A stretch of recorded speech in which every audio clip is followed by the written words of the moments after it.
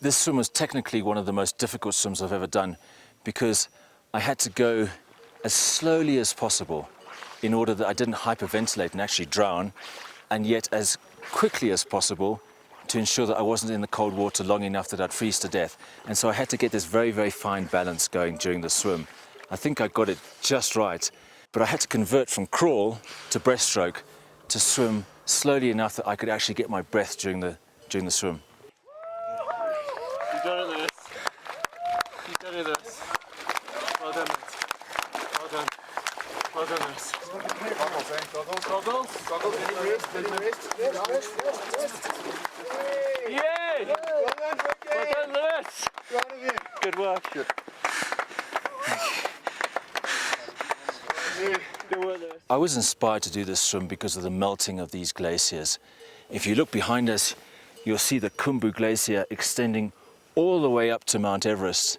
And throughout the Himalayas and the Hindu Kush region, you've got these glaciers and they're beginning to retreat. And when they're retreating, it becomes a situation where you don't have a constant water supply downstream. And imagine a situation where you're in Bangladesh or you're in Pakistan or you're in China and you're not getting a constant water supply. It's a recipe for instability in this region. What is the time? 22:51. I did 22 minutes in Antarctica. The swim, in fact, was the easy part. Sounds bizarre to say it, swimming in 2-degree water at 5,300 meters is an easy thing. But now I go around the world, I meet lots of heads of state, I give lots of speeches and try to really bring alive what is happening here in the Himalayas right into their offices and into their boardrooms. Because what happens here is going to impact every single person around the world. We need to come to terms with the fact that we live now in a global environment and that what happens here or in the Arctic will impact every single person. I congratulate you on behalf of the people here and the people of Nepal.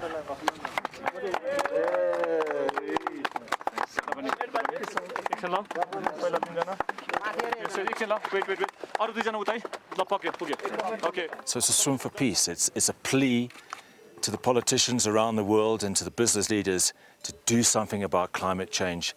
Everyone's putting it off and putting it off. There wasn't a proper deal in Copenhagen last year.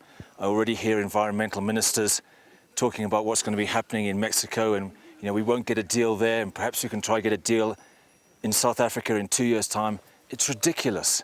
We need a deal right now to protect these areas.